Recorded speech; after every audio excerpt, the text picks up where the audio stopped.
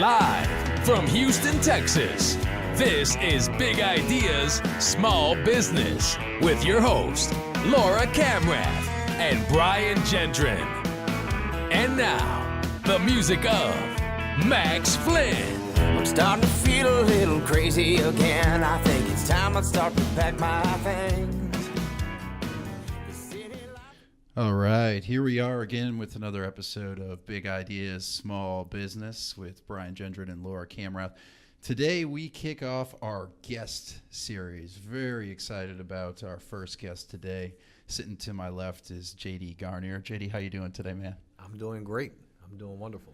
Great. We're really happy you joined us and certainly having the courage to be our first guest. Big Idea, Small Business. But we couldn't be happier with our guest, Laura Kamrath. How are you doing? Hey, I'm good. How are you, Brian? I'm always good. Awesome. Always good.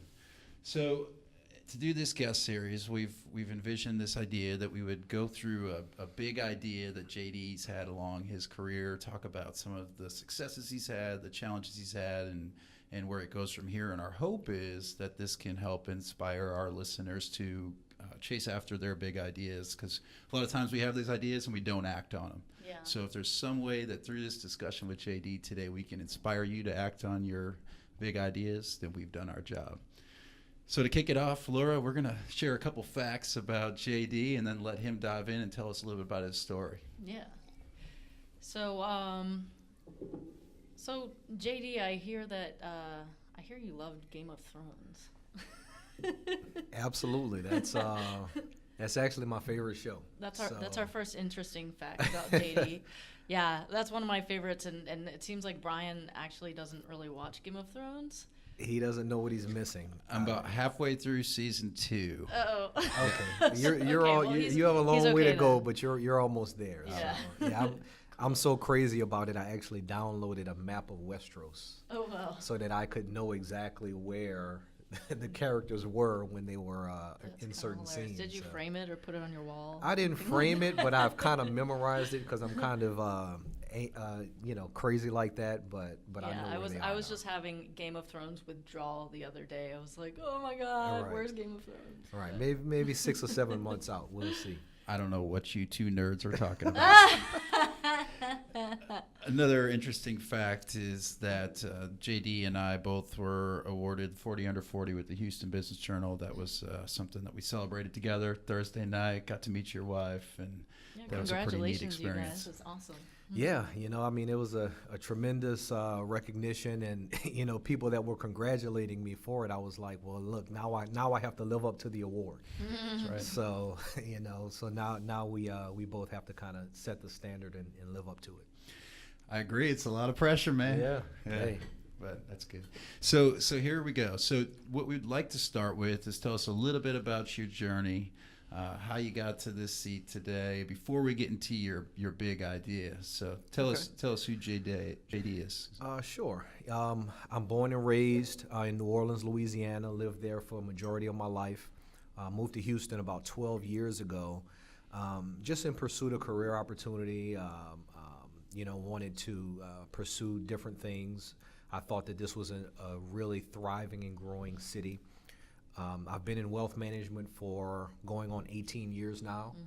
Mm-hmm. So I've worked the full spectrum of the industry, from $5,000 IRAs to advising clients worth hundreds of millions of dollars. Mm-hmm. And at each step of my career, I felt like it was very important for me to seek a new challenge, take myself out of a comfort zone, which has really helped me, because that helped the trajectory, helped me to advance, helped me to grow. And then, here I am today. Not too long after I started in the industry, I decided that I wanted additional expertise. Went to law school, became a licensed attorney, became a certified financial planner. I think that education and credentialing is very important in anything that you do. You want to be an expert. You want to find a niche. Mm-hmm. That was important to me, and that helped me as well. So, man, you mentioned a couple things in there we've talked about before. Getting out of your comfort zone. Couldn't agree more. That's really when you start to learn the most about yourself. Right. Yeah. Right. The other thing is about getting those credentials to really back up what you're doing. Laura, Infusionsoft has been one area you pursued to show that you're, reputable. Certifications and training and, the things that really give you the credibility that, Right. You've got the background, maybe you're part of the community, whatever it is that. It shows that you take what you're doing seriously. Good Yeah. point. In my opinion, so. And you went to the extreme. You went to law school, man, over here in Houston, right? In downtown Houston. In South Texas, Yeah. yes. I felt like that differentiated me from most people in wealth management, and it gave me a specific area to focus on in addition to advising clients on their money, namely the tax, estate planning, things like that, things that I was always interested in, anyway, so. Terrific. And you also do quite a bit in the community, because you and I actually met through a mutual friend, Jerry Autry, Suits for Sons, right? So you're on that board of... Yeah, I love that organization. Suits for Sons is a organization that focuses on mentoring young men in the community, both high school and college, and helping them transition their lives to the next level. And that's important to me, just simply because, many times our young adults or young people don't see what's possible for them. And so it's very important for us to reveal ourselves, make ourselves present in the community, and also give them encouragement and connect them with people that have the same interests, same life paths that they may be having to see what's possible. So. That's really great. Right. Yeah. So. That's terrific. And, one of the things I struggle with, and I know you have 3 boys, I've only got 1, but when I'm out mentoring and helping children, I do a lot for children as well. It's always like, wait, shouldn't I be helping my own child? Do you have that same dichotomy? So I have more experience in that because I have a 16-year-old. Mine's only 3. As well as a 4-year-old and an 8-month-old. But, and this is personal to me as well. A lot of times when our parents tell us something, we don't always believe it, even though it's right. But when we see how our parents affect other people, or what they do to other people, or how other people react, sometimes we receive it differently. And so it's important for my son to see me doing that, and so he can receive what I tell him differently than me telling him directly. So that's kind of the way I look at it, and I think it's helped. Yep. Yeah. That's really awesome. So. No, that's a good point. I think absolutely. I don't actually have any kids myself, but thinking back on my own childhood, and my sister has a almost 2-year-old, and I think that's really great advice. Setting an example. Absolutely. Yeah. Absolutely. And that, I think for me, and it sounds like for you too, that drives a lot of what I do, is trying to be the best role model that I can for my kids. You definitely want to do that. You want to give them something to look up to. That includes your professional life, that includes your personal life, and that doesn't mean that we're free from mistakes, but you want your children to see how you thrive or bounce back from those mistakes. And we hope to today pull some of those mistakes out of you, so we can, the audience can learn from yours and try to avoid some of those landmines. So that said, let's talk about a big idea that you've had in your career or in personal life that we can dive into a little bit. I think, pretty simply, my big idea is my decision to write my book. It's something that I have always wanted to do, but I just didn't know which direction to take it. I started a book a few years ago that I just didn't finish, probably because I think it was too general and broad, and I wasn't fully vested into it. But my book that was published earlier this year is called How to Sell When Your Clients Don't Look Like You. That's a copy right there. Look at that handsome guy cover right there. And so it's a minority's guide to success in sales, and that topic was extremely personal to me because, as I mentioned, I've been in wealth management for 18 years, and most rooms that I've been in for the last 18 years, no one looked like me, and there was no training to tell you how to necessarily overcome that. And in my book, I use the word minority very broadly. You know, we tend to think initially of race and culture, but I was also young. I was 21 years old when I started in the industry. So in my opinion, that's a minority, having to do business with people in their 50s and 60s. Couldn't agree more. Et cetera. Yeah. But it could be, you know, an older person that is trying to do business in Silicon Valley, where it's a bunch of millennials, Yeah, it goes both ways. or tech guys. So it goes both ways. It's very broad. It's, you know, for anyone who is in an industry that the people in control are customarily different from them, and how to overcome or transcend those differences to build meaningful business relationships. Yeah. And so that was the premise of my book, and it was based on a lot of strategies that I've used to be able to do that. That's terrific. So we've already caught one time where you started a book, but you didn't follow through with it. Were you discouraged at that point, or just, you know, realized you need to change direction? What was your process? Well, I started it, and then I kind of let it be, and you kind of forget about it, because, you know, we all have things that we want to do, and then we kind of do them and then just move on to something else. One of my favorite motivational speakers is Les Brown. Yep. And I heard him say once that no one is going to tell your story. And that stuck with me. And, you know, I said to myself, if I don't do it, if I don't talk about it, if I don't write about it, no one's going to do it for me. Yeah. And so that motivated me to commit to finishing. And once I came up with this topic, which really came to me as an inspiration, I committed to doing it. And honestly, I didn't even tell anybody. I didn't even tell my wife until I was halfway finished writing the book. So you use the word commit. Right, that's huge. And then you have a strategy that's a little different than mine. I like to tell everybody, so that way I'm accountable. Right. You know, your strategy was, I'm going to secretly get this. Yeah, book done. I was accountable to myself. Sure. Because I didn't want to talk about it until I made it real. And once I felt like I made it real, then I could show, you know, what I did. So I do get telling everybody about it. But then I feel like if I don't do it, you know, people are like, oh, you know, he started a book, and, you know.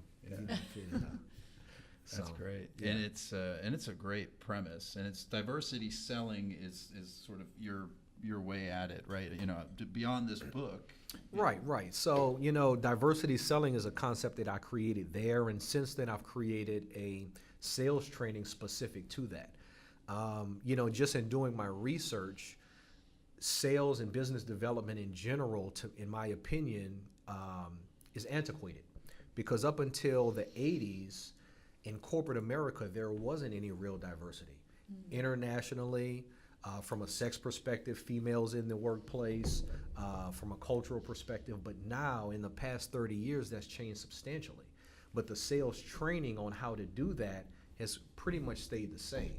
And so I've developed a training that addresses that issue to help all people in business development, whether it's entrepreneurs or professional salespeople, get to an even playing field so that they can build those business relationships and grow their businesses or practices or whatever the case may be. So it's not your grandfather's Sandler training. Exactly. Good. Yeah, I can connect to that a lot. I was in oil and gas sales for many, many years, and you know, I was the only, you know, blonde girl in her 20s with a lot of, you know, men in their 50s or 60s, and Right. those were the people I was selling to. And so pretty much everybody remembered me because I was the only person who looked like me. Right. I mean, you know, I'm sure there were like other women, but there weren't a lot. Right. And, but there were lots and lots of older men in their 50s and 60s. So what you just said is really key. You said that everyone remembered you. Yeah. And so that's something I actually talk about in my book, where I talk about using disadvantages to your advantage. Yeah. And, you know, the fact that you are different, a lot of times we're intimidated by that, but it can be an advantage because you stick out. Yeah. And so you're more memorable. You know, I've talked about this before in other talks. I was very self-conscious about my accent because I'm from New Orleans. Yeah. So much so that I used to try and talk differently or talk less. But it stuck out so much that it distinguished me, and it actually helped me. Yeah. And once I embraced that and became confident about that, then I cared less about it. So, Yeah, you've got to embrace the uniqueness of yourself. That's your best asset. Absolutely. There's only one you. Absolutely, I agree. That's really good advice. And so this class, what is the format? How do you teach it? Have you started? Yeah, so I mean, I customize it, whether if it's for a company and their sales staff, it's done a certain way. If it's for just an organization or a talk, then I kind of talk, but I talk through the concepts of the sales process. And it's based on 4: prepare, prospect, connect, and close. So how to prepare yourself in your business, how to prospect effectively and efficiently, how to connect with people that you may perceive different from you, and then how to close business. That's good. We've gone through sales processes on this podcast. You should be here all along. Big idea, small pit. Hey, with JD, Laura, and Brian. Yeah. That's great. So you've also self-published, right? You created a publishing company. So I created a publishing company to help with both the book as well as many of the opportunities that arise from that. But I did have the help of a independent publisher that helped me through the process of doing everything from getting my ISBN numbers to making certain that it was available in all venues, Amazon, Barnes & Noble, et cetera, et cetera. So I did have help with that, but the company that I created is Attacking the Root LLC. And that company, that term, Attacking the Root, is based on a mentor that I had growing up, my uncle, who was a pastor. He passed away, Bishop Robert C. Blake Sr., and he passed away a few years ago, but you know, I grew up in the church listening to him, and when I was young, something that he said stuck with me for the rest of my life. And he said that he was talking about children, and he said that when you're trying to pull a tree out of the ground that's only been in the ground for a few years, it's easier because the roots have not planted themselves. But once a tree's roots have planted themselves and inserted themselves in the ground for years and years, it's much more difficult to get out. And he was talking about developing the mind of a child. And so Attacking the Root is based on the premise that for us to change, for us to be better, for us to improve, we must start at the roots. We must attack the roots. And you know, that term just came out of, you know, one of his sermons, and I never forgot it. So that's terrific. And that's an area that you and I believe, you know, I talk about what I do in the community with children. It's because you can impact the trajectory. Right. You go on the other side, you go into the roots, and I think that's great. And your uncle is very wise, very sage advice. And you also hit on something that we wanted to talk about, was where did you ask for help? And of course, you shared with us that you had an independent publisher that helped you through that process. Right. What were some other challenges along the way in either the publishing process, the book writing process? Just committing. You know, we're all working. You know, we have things going on, and committing to act. My goal was to have a book that was at least about 250 pages, which translates to about 50,000 words, which is a lot. That's a lot. But that was the challenge. And so what I did was commit at one point to doing 1,000 words a day, 5 days a week. Did I do it every day? Absolutely not. But the days that I was writing, I didn't stop until I did 1,000 words. So once I got to about between 10 and 15,000, now you're a quarter of the way there. And then I dropped it down and committed to 500 a day. And I wouldn't stop until I did 500. And then you get to 30,000 and 35. And now, you know, you have enough to have a book, and it's now just about finishing. And so the hardest part was to commit to that. I didn't want to think about publishing. I didn't want to think about marketing, anything, until I actually finished the product. And I actually finished typing the book a week before Hurricane Harvey hit. Which was an experience for your family. Right. I hope it was saved to the cloud. It was. It was. So this is a funny thing. So I can't type. So I typed my whole book on my iPad with 2 fingers. What? I'm kind of embarrassed to say it, but it's a reality. I've never been, you know, a super fast typer, but that's just how I did it. And my wife would see me at night doing this, and she was like, what in the world are you doing? 50,000 words, 2 fingers at a time. So if JD can do it with 2 fingers and you can type with 10.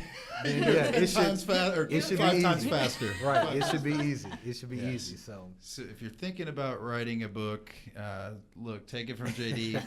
I thought he could do 1,000. You could do 5,000 as long as you can type. Absolutely.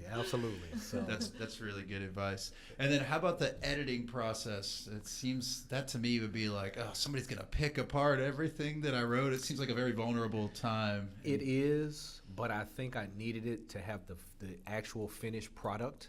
And I got help from the founder of Suits for Sons, Jerry Autry, because he's written a book. And so I asked the people that he used to help him publish.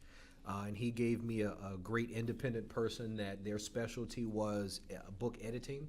And they went through it with a fine-tooth comb, and everything from continuity to repetitiveness and everything that you can think of to make certain that things flow the way that they should.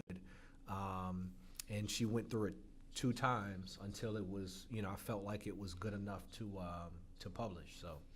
And so there's a couple of things you threw in there. I love commitment, and then also leveraging your network, leveraging who you know and who you've met that's been there before, that's done it. You also hit on mentorship. Les Brown, I got to see Les Brown last year here in Houston. Oh, that's awesome. Yeah, that's that was awesome. Pretty cool, and that's kind of neat. And then of course your uncle, and remind me his name again. Bishop Robert C. Blake Sr. Bishop Robert C. Yep. And some great advice that I'll take with me out of here. So. So where do you go from here? Right, where do you see the future? You said you got to live up to the 40 under 40. You've got the diversity selling thing. You're still doing all the wealth management stuff. You got a lot going on, man. Well, you just have to continuously set goals. I talked about this yesterday in a presentation that I gave. The worst kind of water to be in is stagnant water, because it doesn't move. It attracts bacteria, fungi, and so you have to constantly be improving, getting better. And so, I definitely want to fully develop diversity selling as a brand. I already have thoughts in my mind of what, my next book would be. And then just continue to have an impact. That's the most important thing. I'm a big believer in purpose. Purpose, to me, is bigger than yourself. It's more than what you do for yourself. It's more than what you get. It's about how you impact other people. And so as long as I feel like I'm doing that and maximizing my potential, then I'm good to go. So purpose and impact. We cross roads there. Those are things that keep me going. Right, great. That's terrific. Awesome. That's awesome. So just as we kind of close, we try to keep it about 25 minutes. We figure that's about the average commute in Houston. He lives in the Woodlands, so it's like an hour. Yeah, it takes a little bit longer. But just a couple of closing thoughts. Do you have any book recommendations that you've helped you, aside from your own? Right. Yeah, so a couple that I like that I listen to often. One is Mastery by Robert Greene, the same person that wrote 48 Laws of Power. Yeah. That's a really good book. It's an extremely long book, but it's a really good book, just in terms of mastering your craft. We talked about this one earlier, 4-Hour Work Week by Tim Ferriss. Yeah, I love that one. I really love that book, especially for business owners when it comes to automation, delegation, and leveraging the things around you to grow your business. I really like that book. And The Influential Mind is a new book that I'm listening to on audiobooks. I can't even think of the author, but it's just about, how our brains are wired, and it talks about it in a way that helps us be able to understand and relate, and also, change ourselves. So. Terrific. I'll get all 3 of those into the links for the show so we can share that. Should I say 4? We'll make sure. Right, absolutely. We'll make sure. And then absolutely. As we close out, do you want to position plug anything? You have your own website where they can learn more about diversity selling, buy the book. So anything else you want to share? Sure. So, anyone who wants to reach out, my personal website is jdgarnier.com. And then my diversity selling blog is diversityselling.net. And then you can also follow me on Facebook or Instagram at Diversity Selling or JD Garnier. Either of those, you can reach out. You can purchase my book on Amazon or Barnes & Noble or directly. Anyone who buys it on my website, jdgarnier.com, gets a signed copy. But other than that, connect with me. Excellent. Get your signed copy. So, anything else, Laura? Oh, you made me think of a favorite quote of mine. I've been riding the MS 150 for 10 years. It's a Houston to Austin bike ride. And I have a favorite quote that has been on my fundraising page for years, and it's by Albert Einstein, and it goes like this: "Life is like riding a bicycle. To keep your balance, you must keep moving." Right. And he made me think of that, just talking about stagnant water. And I agree. Oh, yeah, drive that bike right through that stagnant water. Right, exactly. Keep moving. So, that's my advice to anyone. Keep improving, keep getting better. A lot of great insight today. JD, thank you so much for joining us. First guest, Brave. Did you have a good time? Absolutely. It was wonderful. Awesome. Thank you so much for having me. Thanks for coming. Thank you. Yes, thank you very much. Y'all, thanks for joining us. Now get out there and go close some business. That is small business. Central Texas reigns the strongest drink I found. Thank you for listening to Big Ideas Small Business. Follow us at BISB Media and visit our website at www.bisbmedia.com.